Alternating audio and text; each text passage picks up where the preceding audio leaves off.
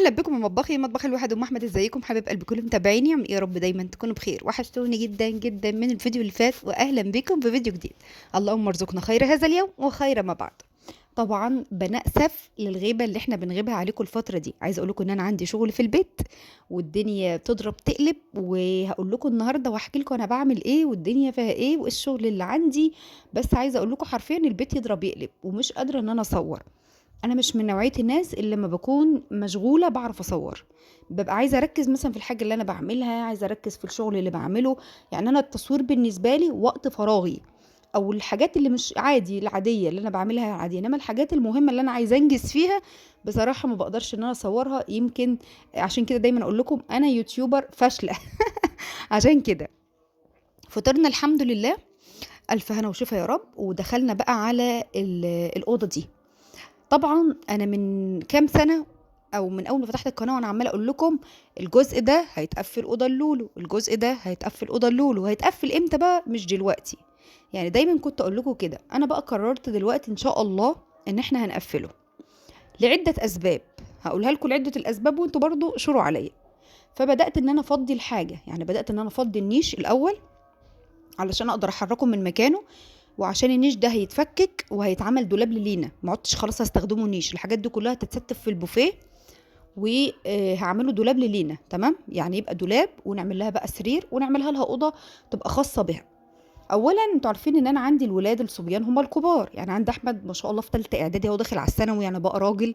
محمود في سنه 6 داخل على الاعدادي يعني بقى راجل كمان، بقوا 2 رجاله. ما ينفعش ان اختهم تنام معاهم في الاوضه. ولينا اصلا يعني بقالها سنتين يعني كنت بفرش لها وبتنام معانا في الاوضه على الارض، على اساس ان هما بيتخانقوا مع بعض وكل واحد عايز سرير لوحده، وكانوا بيطردوها بره يقول لها روحي شوفي لك حته نامي فيها، وهي كانت تقعد تعيط. طب قعدت افكر يعني من سنتين، طب انا اقدر اقدم ايه لبنتي او اقدر ان انا اعمله لها؟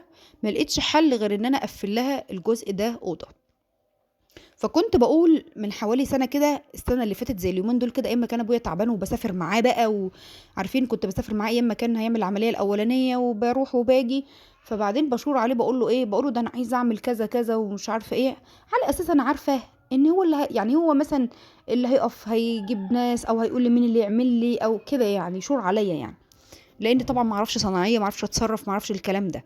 وهتقولي لي طب ما كان جوزك موجود يا ام احمد؟ ابو احمد فين؟ ابو احمد لو اتكلنا عليه يبقى ان شاء الله قدامنا 7 سنين على ما نعمل زي اي راجل مصري اصيل. اللي هي اللمبه ما بتتغيرش الا بعد 12 سنه، البتاع ما بتتركبش الا بعد 50 سنه، معروفه يعني. فانا بصراحه ماليش مراره للكلام ده. فحبيب قلبي قلت بقى ايه، اما شور عليه راح قايل لي طب ما اعملها لك خشب. قلت له ازاي هتعملها خشب؟ ده مش هتنفع. قال لي لا تتعمل خشب وهتبقى زي الفل. انا عامل عندي انا كده، يعني هو مقفل عنده جزء كده، انا والله ما اعرف ان هو خشب، هو باين ان هو حيطه. قال لي انا مقفل جزء كده ده وده اوضه، يعني هو مقفل عنده عامل جنبين اوضه وهي خشب. قلت له ازاي؟ قال لي والله خشب وتبقى زي الفل وبتاع. ازاي تجيبي طوب واسمنت وبهدله في بيتك وتكلفه اعملي خشب، ولو انت ربنا فتحها عليكي وحبيتي ان انت تنقلي في اي وقت لبيت تاني هتاخدي خشبك معاكي. فقلت له خلاص ماشي، لما ربنا يسهلها هنعمل. دلوقتي بقى فكرت ان انا اعملها ليه. اولا اللهم صل على النبي كده، شهر 11 و12 بيبقى نهاية السنة المالية بالنسبة لليوتيوب. انا عامة ما بقبضش كل شهر، بقبض شهر اي شهر لا، شهر اي وشهر لا، وبيبقى القبض يعني اللي هو 4000 جنيه كده، ايه سكتم بكتم كده. فشهر 11 و12 بيبقوا كويسين، لان ده نهاية السنة بيبقى التقفيلة بتاعتهم، فبيقبضوا كل شهر، او بتبقى الدنيا فيهم كويسة يعني. حتى يمكن اكتر كمان من ان انا اقبض 4 ممكن يزيدوا كمان. فالحمد لله الشهرين دول ربنا كرمني فيهم وقبضت فيهم. طبعا هو اللي انا قبضتهم مش هيعمل كل اللي في دماغي، بس قدرت ان انا اتصرف وقلت ايه هعملها، يعني هعمل الاوضه. علشان كمان ابو احمد يعني عايزاكم كلكم بجد في الكومنتات تدعوا له. هو كان مسافر في شهر 11 السنه مش يعني مش 11 ده اللي قبله، يعني هو بقاله دلوقتي سنه وشهرين. ومش قادر ان هو يتوفق في شغل كويس، بيشتغل قطاعي اللي هو يوميات كده خفيفه، مش قادر ان هو يتوفق في شغل ولا يتثبت ولا كلام من ده. فهو اللي هو ايه، اللي هو على تكه، فاهمني؟ اللي هو يعمل يقول لك ايه، انا هقعد شويه كمان ولو ما ظبطتش هاجي، انا هقعد شويه كمان لو ما ظبطتش هاجي. فانا بدات افكر طب هو لو فعلا فكر ان هو يجي، بنته هيبقى مصيرها ايه؟ يعني بنته هتروح فين؟ هتقعد فين؟ هتنام فين؟ فدي حاجه برضو شغلاني. فانا قررت قلت خلاص انا هعملها دلوقتي، واحنا بما اننا داخلين على دخلة رمضان بقى وهننضف بقى وهنشيل وهنغسل سجاد وهنعمل تبقى نكشة بالمرة. ونعملها بقى ايه ما دام انا في دماغي كده كده هعملها. فقلت ما فرقتش بقى، انا عماله اجل فيها بقى لي فتره. فاتكل على الله وان شاء الله خير، ربنا يسهلها علينا كده ونعملها. مبدئيا كده انا هعملها، وهفك النيش وهبعته عند ابويا الورشه، وكمان الجزامه، عارفين الجزامه اللي هي تحت الشاشه دي، هفكها برضو وهبعت له الورشه على اساس ان ايه، يبقى يعملها لي تسريحه لينا، يعمل لي لها مرايه يعني، والنيش يقفله لي دولاب. ونشوف بقى موضوع السرير ده بقى، بدور على حاجه مستعمله مثلا وندينها وش نظافه كده. او بصراحه ما قررتش لسه هعمل ايه في اللي جوه. انا اهم حاجه عندي ان انا اقفلها هي ذات نفسها، وبعد كده اللي جوه ده نشوف احنا هنعمل فيه ايه بعدين بقى. يعني نعمل الجدار نفسه او نعمل الحيطه نفسها. انا لسه تخيلاتي مش جايباني ازاي هيتعمل بصراحه، وهيبقى عامل ازاي. بس اختي بتقول لي انا عندي يعني هي عندها قاعده في دمياط، بتقول لي انا عندي اكتر من حيطه خشب وتمام، مش باينه وحلوه وكويسه وكده. فادعوا لي كده بصلاح الحال وربنا ييسرها علينا. طبعا انا جبت كراتين وفضيت ان حاجه النيش كلها، الكاسات والكوبايات واللطقم والصين والحاجات دي. البوفيه كان فيه حاجات برضو فضيته على اساس ان انا اعرف احركه، لانه تقيل قوي، كان مليان حاجات وحاجات في علبها وكراتين، وانا مش قادره ان انا احركه من مكانه. ففضيت برضو كل حاجه فيه علشان اما اجي استفه على رواقه بقى ان هو ياخد كل حاجه. يعني انا عايزاه ياخد كل الحاجات اللي كانت في النيش وكل الحاجات اللي كانت فيه اصلا مليانه. فانا مش عارفه هو ياخد الحاجات دي ازاي، بس احنا هنحاول.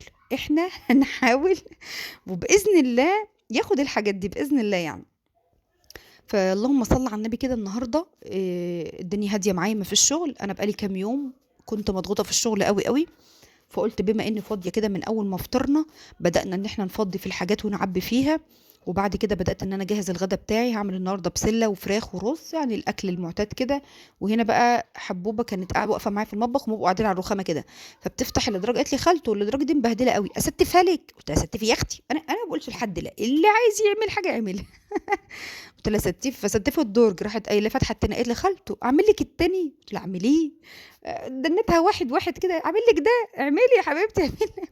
على ما انا طبخت كده وغسلت المواعين ولميت الدنيا، كانت هي ربنا يبارك فيها يا رب ويحميها عملت الاربع ادراج. يعني فضت الحاجات اللي فيهم وجابت اكياس تلاجة وعبت كل حاجة في اكياس، يعني القطاعات في اكياس، والحاجات الشريطة الستان في اكياس، والعصيان الكيك بوبس في اكياس. بص كل حاجة في اكياس، يعني ربنا يحفظها يا رب ويحميها. بدأت ان هي ايه تعبي الحاجات دي، وانا كنت برضو ايه بعمل الاكل وبروح برضو انظم الدنيا هناك، على اساس عايزة اوسع مكان ان هم يقدروا يشتغلوا. يعني برضو هم يشتغلوا في المكان ده. وعلى فكرة هي تبقى اوضة بحندقة كده وصغنونة، مش هتبقى كبيرة.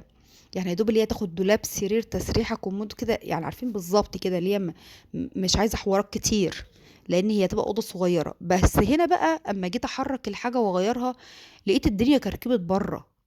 اللي هو في ترابيزه بكراسي خرجت بره، ما انا خرجتها عشان انا لو عملت الباب مش هعرف اخرجها، وخرجت البوفيه عشان أنا لو عملت الباب مش هعرف اخرج البوفيه، مش هيخرج. فهنا بقى انا لقيت في بوفيه بره، وفي ترابيزه بكراسي بره، وفي حاجات كتير بره، وفي كرسيين، طب اودي الحاجات دي فين بقى؟ فانا لقيت الدنيا فجأة في الصالة كركبت على دماغي. اللي هو انا هودي الحاجات دي فين؟ طب انا هحط الترابيزه فين؟ طب انا هحط البوفيه فين؟ فانا فجأة لقيت الدنيا كده بقى بتضرب تقلب في الصالة، وما بقتش عارفة اودي الحاجة فين. فالمهم بقول لابويا بص انت تاخد الترابيزة دي عندك الورشة، تاخد مش عارفة تاخد، لا اللي انت بتقولي ده انت هترمي العزال كله. قلت له إن جيت عليا هفضها خالص. انا ما بحبش الكركبة. انا جالي عقدة. انا لما كنت متجوزة كان عندي الجزء اللي جوه ده فيه صالون مش ست كراسي، كان كنبة وست كراسي، يعني كنبة وست كراسي، والبوفيه والنيش وسفرة والانتريه. وبصوا انا كانت الدنيا دي كلها الناحيتين خشب، عبارة عن عزال وخشب، وتنظيف بقى صعب. يعني عشان انضف كان بيطلع عينيا، اقعد احرك كراسي واحرك في حاجات واحرك هنا، وما تعرفيش تلف نفسك. يعني اللي هو تيجي تلف نفسك كده ما تعرفيش، تيجي تلف نفسك كده ما تعرفيش. بجد كانت الدنيا صعبة صعبة، يعني اللي هي وانا ما لا ستفت ولا عملت. انا ما جيتش اصلا الشقة اللي قبل الفرح بكام يوم، لقيتها متستفة على نفس الوضع وخلاص. بدأت اغير واحدة واحدة. انا بقى بدأت اغير لحد ما اتخلصت من الصالون، وبدأت اتخلص من الحاجة واحدة واحدة. انا عايزة اقول لكم ان انا اساسا اتخلصت من الحاجات اللي عندي واحدة واحدة. لحد ما فضيت الدنيا كده وحسيت وقتها حسيت فعلا ببراح. فنصيحة مني لأي بنات بتتجوز جديد أو بتاع، بلاش الحاجات الكتير. يعني بلاش الحاجات الكتير بهدف ان انت جايبة وجايبة، لا لا. هاتي حاجة واحدة، ادي وسع. ادي وسع تتحركي، ادي وسع ولادك يتحركوا، ادي وسع لو عندك بيبي يعرف يحبي. وسعي على نفسك كده.